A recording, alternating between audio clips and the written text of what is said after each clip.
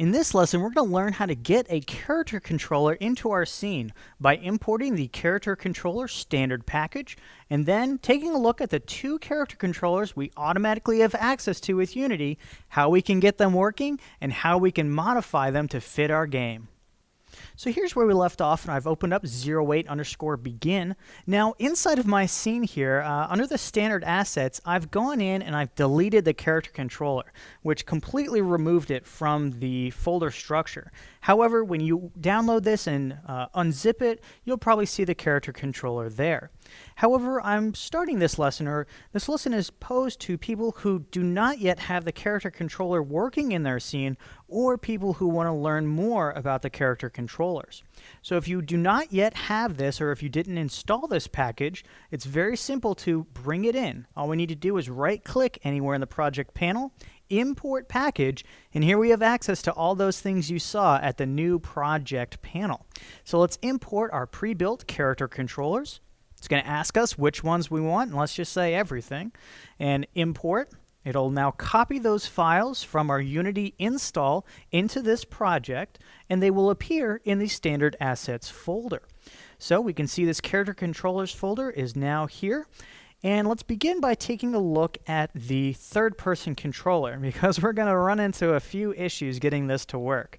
So let's drag this in, and we can see we now have this character inside of our scene. Now, just to begin, let's move him upwards so that he's at least standing on the ground. Now, when we hit play, we're not really going to see too much. As you can see here, we don't see anything. And this is a possibility of when you hit play, you might not see anything, or you might see your level from a static camera. And that's because by default, new Unity scenes come with something called the main camera. And until we add in a character, that main camera is used to display or render the scene. So once we have a third-person controller in here, we should be able to now play through this level. But again, we hit play and nothing happens. So let's begin hunting down what we need to get this third-person controller working. Now, hopefully, when you're doing this in your own scene, it has already worked straight out of the box. However, in this scene, we deleted our main camera, and that's causing us some problems. So let's begin by creating a new camera. So I'm going to go to Game Object, Create Other, and Camera. And let's just place this somewhere within our level, and we can just leave it here. So now we have a camera in our scene. If we hit play, we're going to see, well, this, which again, if we try and control things, nothing's going to happen, and we're getting some errors. So there's a few things going on here. Let's begin by selecting our third-person controller. Down here under the camera transform, we have to connect in a camera, and by default the main camera fills this spot. However, again, we do not have that in our scene. So let's dial this in, and let's select our camera transform. So I'm just going to select camera transform, and we might think everything is good to go. But if we hit play again, we're going to see, well, nothing really has happened. I still can't move around with the WASD keys. That's because you can see down here, we're getting a pretty big error. Now, down here on the status bar, it's going to show us anything that's happening or any problems that are happening behind the hood or under the hood or behind the scenes of Unity. So to see more about this, we can simply left-click or double-click to bring up our Mono Develop. If we left-click, we're going to bring up our console, which is essentially just a more wordy form of the error, and it tells us exactly where this error is happening. Now, at this point, I'm going to have to warn you, we are going to get into a little bit of code, not creating any, we're just going to be reading some code. So if you're code averse, you might want to look away for a few seconds. So right here we have a null reference exception, and it's red exclamation point. It's completely breaking our game. So I don't really understand what any of this is, so let's double click it. Unity is great about showing us where things are breaking and telling us more about the error. So here we are in the middle of some third-person controller JavaScript file that comes with a character controller. Now let's just read this out and think about what could be breaking here. So var for variable, camera transform, that's that thing we just filled in our inspector, is supposed to be equal to the camera main transform. Now the key word here is main. If you recall, your scenes start with a main camera. Now we just created a new camera, but we haven't let Unity know that it's the main camera of our scene. So without changing anything, let's just jump back to Unity, close our console, select our camera, and let's change the tag from untagged to main camera. And that tells Unity that this is the camera we want to render our scene with, and we want it to be the main camera that drives our Unity engine, or the Unity game. Now finally, once we have this tag set up, we can hit play, and now we can see our third-person controller. So this is very familiar controls. D moves to the right, A moves to the left, W moves forward, and of course S moves backwards. We also have a spacebar to have our guy jump.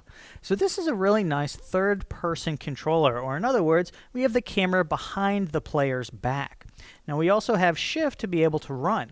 Now you'll see we have this character that has animations. He has animation that switches or changes based on what we're doing, which is of course a little bit of work.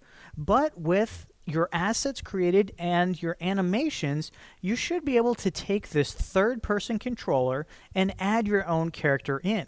Now, actually doing that is a little bit beyond the scope of this lesson, but I'm sure if you dig into this third-person controller and learn a little bit more about how it works, you'll be able to implement this inside of your own game. However, if you're looking for a faster solution, I'm always partial to the FPS controller, or the first-person controller. So let's turn off our play here, and of course if you wanted to keep the third-person controller, we would not hit delete, but I'm just going to remove this so we can see the other controller. And I'm also going to, well, let's actually keep the camera around and see what bugs this causes. So let's go back to our character controller folder and let's drag in our first-person controller, and let's hit play. Now we'll see that we are stuck at our original camera, and that's because our original camera is again tagged as the main camera, and Unity thinks this is the camera we want to render everything out of. So instead of that, let's just delete this extra camera here. So now our first-person controller is in control. And if you dial this down, you can see it has a main camera already set up. Great. So now let's hit play, and we will fall through the level and fall forever. Now this is happening because our character controller, or the capsule, is halfway between the floor. And this is called interpenetration, and it's not a good thing to have, and that's just a fancy word for two things are inside of each other. So to fix this, oops, let's not move the camera, let's just grab the first-person controller and let's move this up until it's outside of the floor. Now we can hit play, and we have our first-person controller with our WASD spacebar controls available to us here. Now you may have already experimented with these two controllers and thought that your control scheme is going to be so different that you can't use this first-person controller for a first-person shooter. However, this is an incredibly versatile tool. I'm going to hit Control-P to pause or to turn off my play here. And now let's take a look at these scripts we have access to. So if we dial down our character motor, we see we have access to the speed, as well as several other very important things to create a specific kind of game. We can change the jump height. This actually has built-in sliding, which will slide down steep inclines. And it also has built-in moving platforms, which sort of uses a trick to keep our character moving if it jumps on something that's animated. Now we also have access to the sensitivity of the mouse, as well as controls for the minimum and maximum, if you ever need that. And finally, we have controls for the size, skin width, and other things of our character controller. So as you can see here, there's quite a lot that we can change and play with to make these controllers work for our game. Now before we go, there's a few things in this controller or with our camera that I find very useful to know about. Now if you look out here, you probably notice that we can see a little bit of blue in the cracks of our level. Now if you're a perfect level designer and you never have any seams in your texture or in your models, you're not going to have to worry about this. But for the rest of us, a really fast way to tweak this or fix this, or hide this is to go to our main camera and change the background to black. Now, anywhere where we do not have our level will be rendered out black instead of that blue color.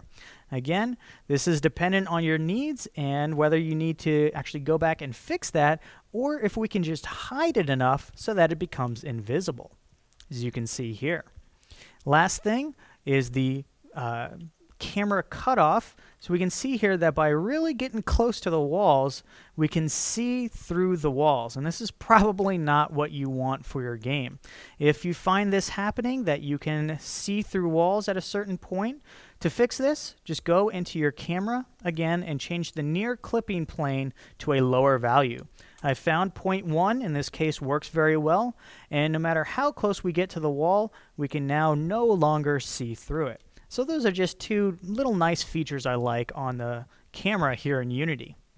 So in this lesson, we took a look at how we could import the standard package of the character controller, how we can get the third-person controller working no matter how broken our scene is, and how we can use and modify the first-person controller to create a variety of different gameplay experiences.